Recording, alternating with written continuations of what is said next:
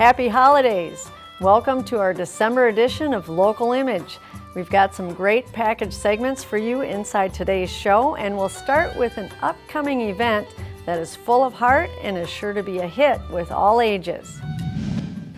I'm inside the White Bear Amateur Boxing Gym located just off of Highway 61 here in White Bear Lake. And we're here today because there's an exciting and important event happening in February, and I have some fabulous people with me to tell us all about it.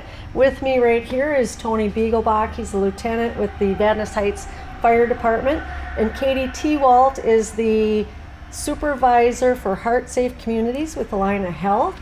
Keith Warner, of course, is with the Vadnais Heights Economic Development Corporation, and Gary Strauss is the head coach here at the gym. Welcome to you all. Thanks for having us, Gary, at your place here. You're certainly welcome. Okay. Well, the event is Knockout Heart Fatalities this year, and so why is the Vadnais Heights Fire Department behind this event this year? Well, we've recently started a program called the Heart Safe program in the city of Vadnais Heights, and what that's aimed towards is teaching layman bystanders CPR and AED use, and that'll help us knock out the heart fatalities in the community. And for those who don't know, CPR and AED, what do those stand for? Cardiopulmonary resuscitation and automatic external defibrillator. Okay, and those things can make all the difference, especially when you're in a public place, right? Absolutely. Early access to CPR and defibrillators can make all the difference, like you said. Okay, very cool. Katie, you're with Allina Health, and so why is Allina behind this event? Well, currently Allina's Heart Safe Community program helps promote communities like Vadnais Heights in their earning of those designations, and we help give out those designations. So we're there to help with the logistics, help do some planning, and bring this general awareness to the public that early CPR and AEDs can double, if not triple, the chance of someone surviving a sudden cardiac arrest. And you have a couple examples here. Just briefly tell us what these things are. We brought out an AED trainer here. This is what an AED might look like out in the community. They are different colors, different shapes, but they all work exactly the same. Okay. Just turn them on and listen to the voice prompts. We'll be showing AED demos during the knockout event, and we also brought our mannequin here, Annie. This is one of our mannequins that we use to help teach CPR. Vadnais Heights has a number of these that they go out and teach classes in the community. We'll also be teaching CPR during the knockout event. Okay, and these classes, are they free or low cost to organizations, individuals? Free.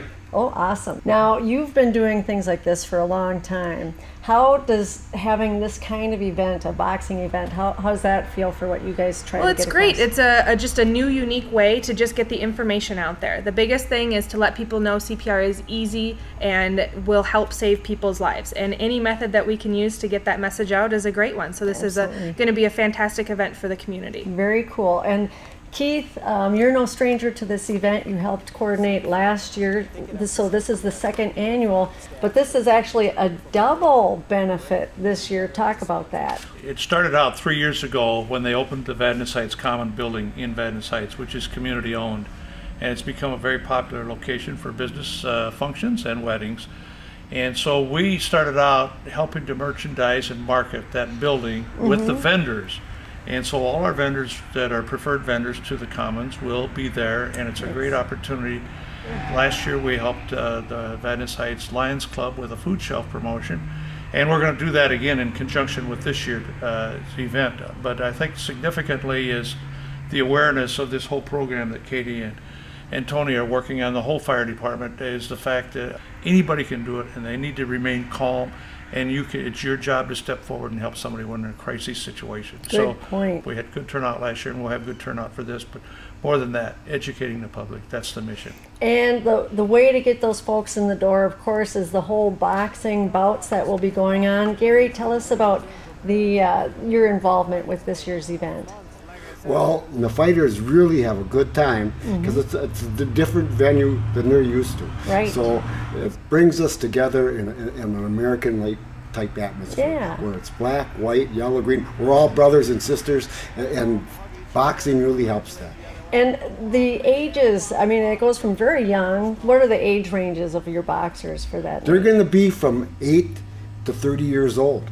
Wow. But they're matched according to age, according to weight, and according to experience, because the number one issue is safety. Right, right. I was there last year, had the privilege and pleasure of watching my first boxing tournament ever. It was a lot of fun, and I was so impressed with how respectful these boxers are when they get in the ring, and they shake hands at the end, and that's a really big part about boxing, isn't it? It's not about taking down, it is about taking down your opponent, but it's more about, you know, doing it in a very respectful way. It's what boxing does, it helps these kids to learn to communicate, learn to set goals, learn how to achieve the goals that they set, and it's through hard work and training.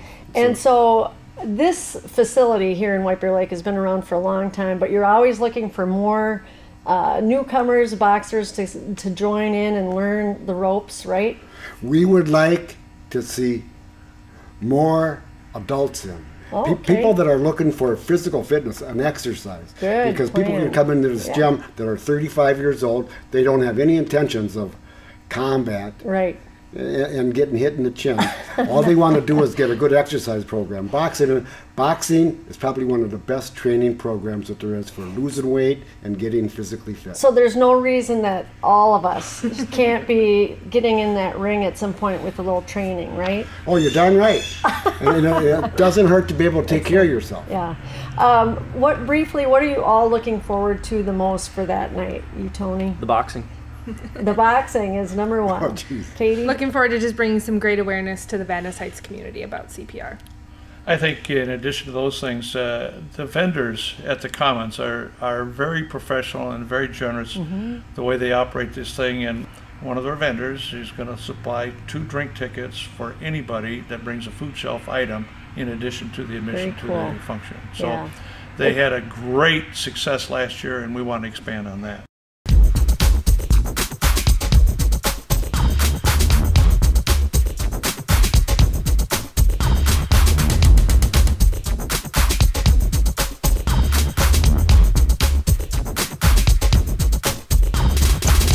The most important thing is, if people want to find out more information, it's on February 8th, a Friday night. It's at the Vadnais Heights Commons. There's a dinner followed by the boxing. Best of luck getting some great information out to people at the same time. So go fight heart fatalities, right? Knock it out. Thanks, All right, Judy. Thank you.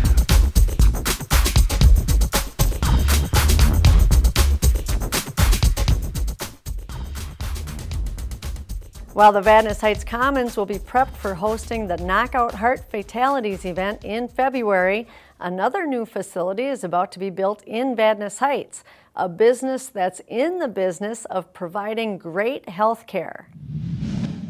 Welcome. I'd like to thank each of you for attending today's groundbreaking ceremony. On November 1st, Vadnais Heights Mayor Mark Johansson, along with several council members, took part in a groundbreaking ceremony for a new clinic. Aspen Medical Group, part of Allina Health, is locating the new Aspen Clinic in Vadnais Heights City Center. Aspen Clinic will be co-located with a new urgency room. Project developer Mark Davis welcomed the various partners for the project. We've had a wonderful relationship with Allina over the past 20 years and are proud of what we have accomplished in the past and what we will accomplish here in Vadnais Heights. We're also excited about our new relationship with emergency physicians and want to welcome them to our family as well. I'd also like to thank the City of Vadnais Heights. Jerry Urban and his team were very easy to work with and allowed our project to proceed smoothly and quickly through the process. I'd also really like to thank Mayor Johansson and the entire City Council, as they provided wonderful support and provided our project quick approval through the city process. This clinic is going to let us go from 4 physicians to 15. It's also going to let us add some specialty services for the community, including ENT and audiology, as well as rehab. This will be our 3rd urgency room site, and we're just very excited to be here in this community.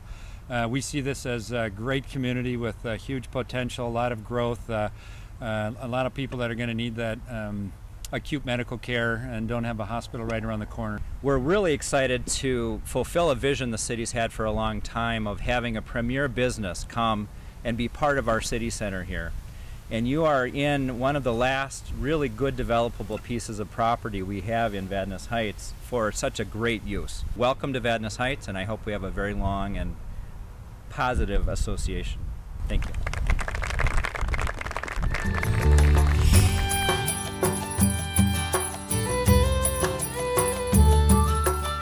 Shopping for gifts for the holidays can be challenging, but maybe my next guest has just the gift for you or the sports fan in your life.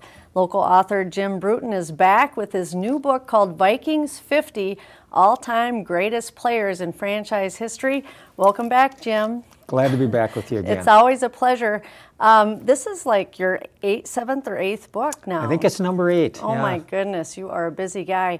I've interviewed you for several of those books, and one of the other Vikings book was A Tradition of Purple, which is mainly focused on the fans of the Vikings. And now this new book is kind of the fan perspective on picking their 50 greatest players in franchise history. Is that right? That's right. And the team, of course, had its 50th anniversary in 2010, and at the end of the season, they named the 50 greatest players of all time. It was kind of neat how they did it because they had online voting, and they had listed 100 players, and then the fans got to vote for the top 50, and it came out as the 50 greatest players. They had a big celebration, and if you remember, they played the last game because of the dome collapsing out at TCF Bank Stadium, and they honored everybody out there, and it was just a great event. And I just felt like we should do more than that, and so we put this book together, and it turned out just great. It's an awesome book, and it's got some great photographs in it and lots of personal stories, and we'll talk more about that. But as the author of this book, what kind of set this one apart for you personally? What makes this one special? Well, I think one thing was being able to talk to so many of the players. I mean, I personally interviewed 47 of the 49 living players that made this team, and the fact that they were also, I think, just so appreciative of the fact that they had made this 50 greatest team of all time. Over half of them sent their own personal photos in, and we really tried to focus away from the football aspect. And one of the great players who made the 50 list, Dave Osborne, suggested to me, he said, why don't you do a book on who we are as people and where we grew up and what we're doing today. And so we really didn't spend hardly any time talking about football. And that's where some of the great photos come in. It just turned out to be a terrific project. That really was a highlight for me because obviously there's a lot of stats in there. A lot of these people, these players won incredible awards in their careers. But it was the personal stories that really spoke to me. It was very interesting. Let's talk about some of the top 50 players. I mean, there's so many in there. There's some obvious ones: Fran Tarkington, Alan Page, Chuck Foreman, those guys.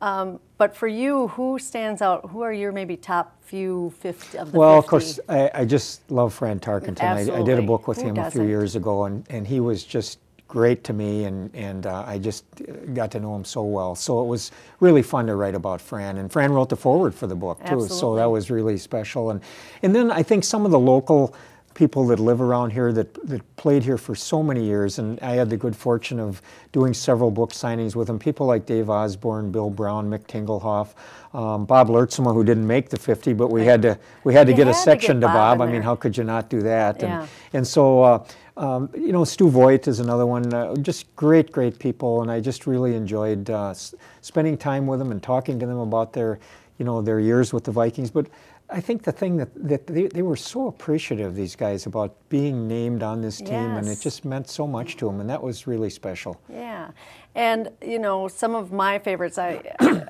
probably started watching the Vikings more starting in the 80s, but like Chris Carter was one of my favorites. I mean, just the plays that he would make, and then in more recent years, I guess, when Randy Moss was on the team, he was just amazing to watch.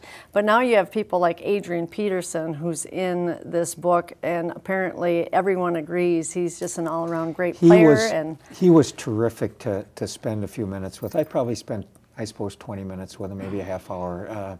And again, he was very appreciative of being named one of the 50 greatest by the fans, and he was just terrific. And these guys, what a lot of people don't realize about them is that they are many of them such special people off the field. I mean, Right. the foundations, the money that they donate, the different kinds of causes, it's just unbelievable. Yeah. Randy Moss, you know, is an individual that has had a lot of off-the-field problems, but what he does off the field that nobody knows about with kids and Right. charities, and he doesn't want publicity, and so it's some very special things that these guys are involved in that nobody ever hears anything Yeah, about. absolutely. And just some kind of interesting facts for me were that a lot of these players obviously played many different sports, excelled at many. Some of them never really thought they'd have an NFL career. Just kind of the twists and turns that took place in their life was very interesting. And the fact that, like we were just talking, so many of them want to be remembered for more than a great football player. That's so important to so many of these guys. It really is, and you're right, because so many of them were just great athletes. Paul Krause, Fred Cox, who was a kicker here for years, but he was a great athlete coming out of Pittsburgh and could have played pro baseball. Krause was another one, tremendous athlete. And almost all of these guys excelled at every sport in high school and Right. college, and some of them, Stu Voigt, was an outstanding track person in college, through the shot put, and so many of them were just, I mean, when you look at just the letters they Right. earned in high school, it was phenomenal. Yeah. 16, 17 letters that they earned. I mean, it was Amazing. incredible, and they're just great people besides players. And there's some interesting little tidbits in there too that I think will surprise many people. And one thing that popped out to me, speaking of Fred Cox, was his other venture that he got into that I don't know many people really know about. Tell us about that. The Nerf football. I mean, I heard about it many, many years back that Fred Cox had started some football thing.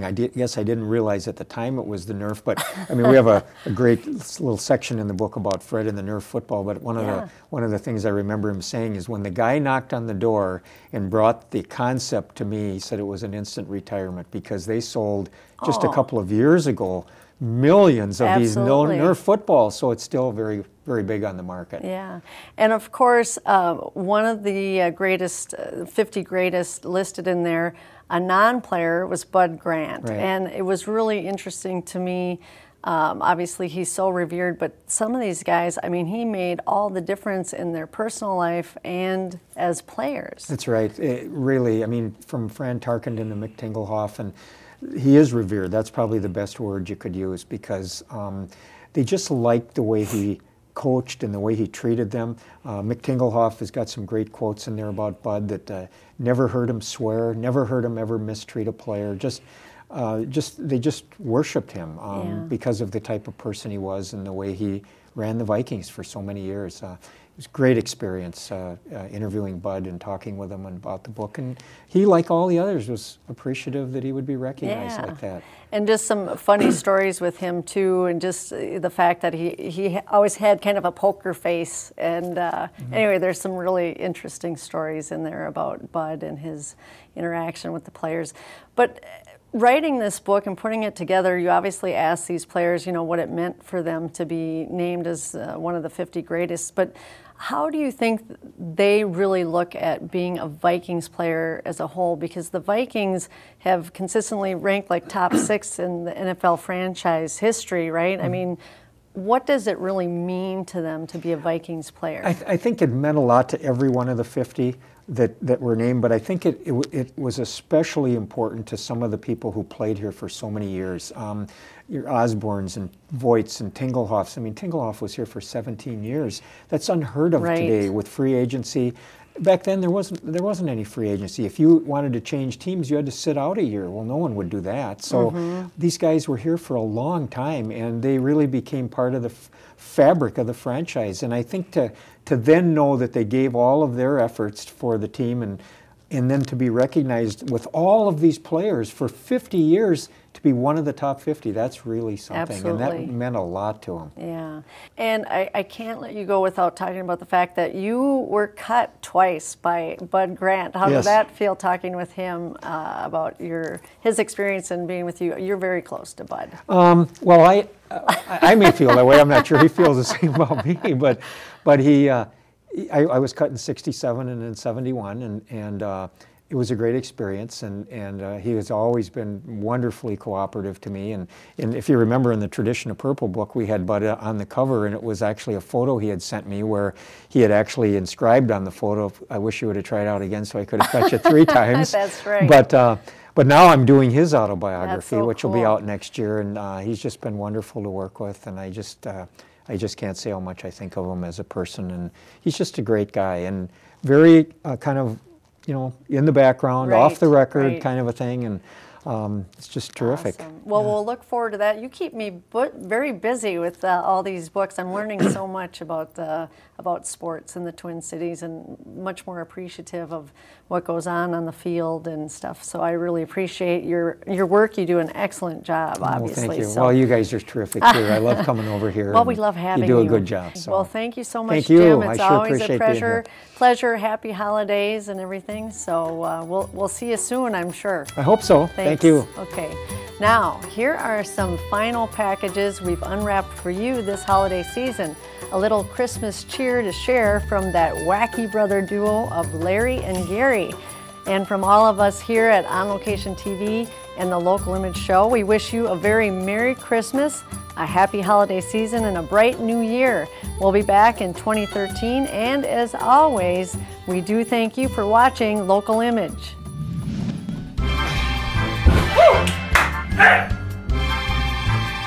Okay, let's see here. It says add 2 cups of sugar, but we're doubling everything, so that's 4. But we do like them twice as sweet, right? Put in 8 cups. Vanilla extract. We don't have vanilla extract. Vanilla yogurt? Yeah, that should substitute. Add cinnamon to taste. What do you think that means? Means you keep adding till all you taste is the cinnamon. More. More. I can still taste the yogurt.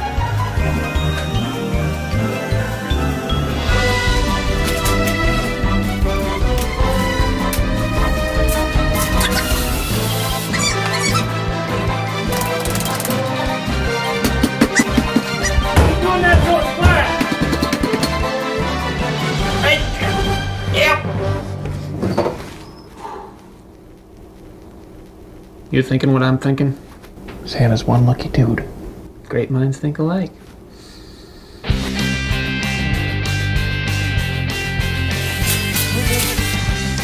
I can't do it!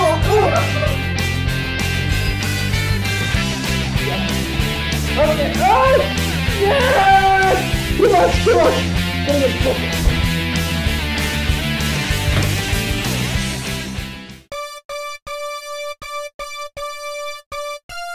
And now, the story of how Dark Rain stole Larry and Gary's Christmas.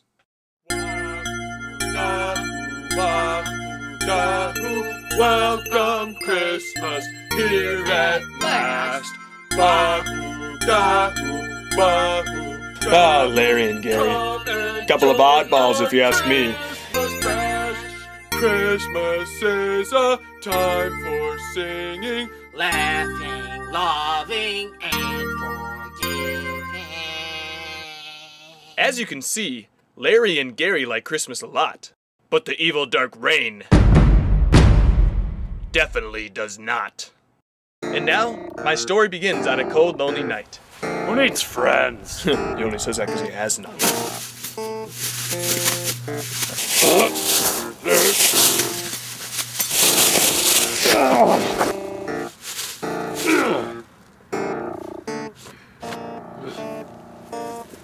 He walked along, continuing to pout, when suddenly the grinchiness inside began to come out. He looked to his left, and what did he see? Larry and Gary! My worst enemies! Staring in the window, he couldn't help but scowl. For Larry and Gary's Christmas will be so foul. They'll play with their beans and their loud tambourines. They'll say, Pass the next present, please. It makes him want to scream! Ah! Watch out, Dark Rain, they'll see ya. Oh, there you go, safe now. They'll play with flambazaloos tied to their heels. Pause. That's a flambazaloo? Looks like a scarf to me. Low budget.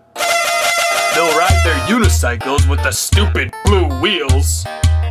enough of this, he thought as he gave a growl. Larry and Gary's Christmas stops right now! And so began Dark Reign's evil deed.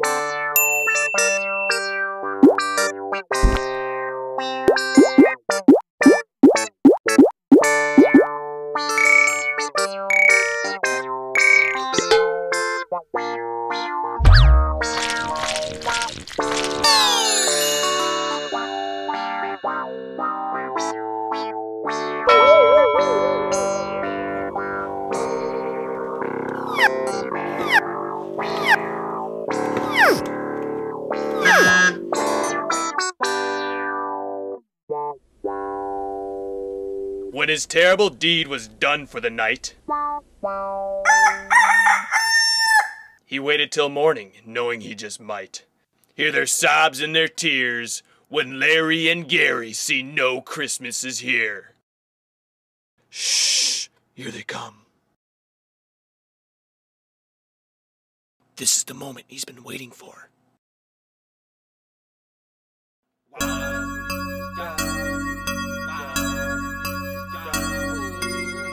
But wait, what's that I hear?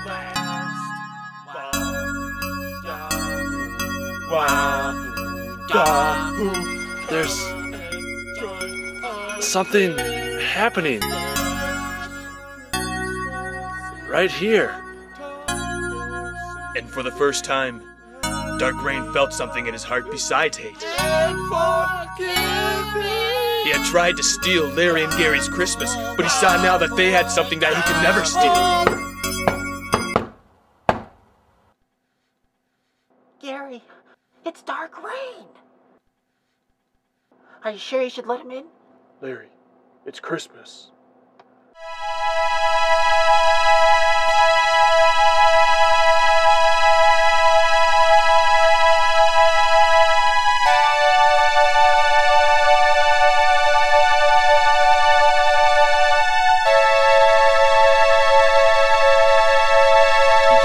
The bags with the stolen decorations and gifts, wave birds, and Grandma's old sweater. And inside, the old Dark Reign tried to hang on, wouldn't let go. There was a struggle, but love won the day.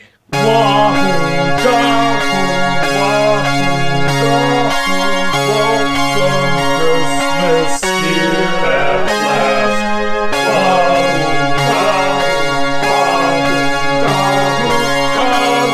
Join our Christmas bell.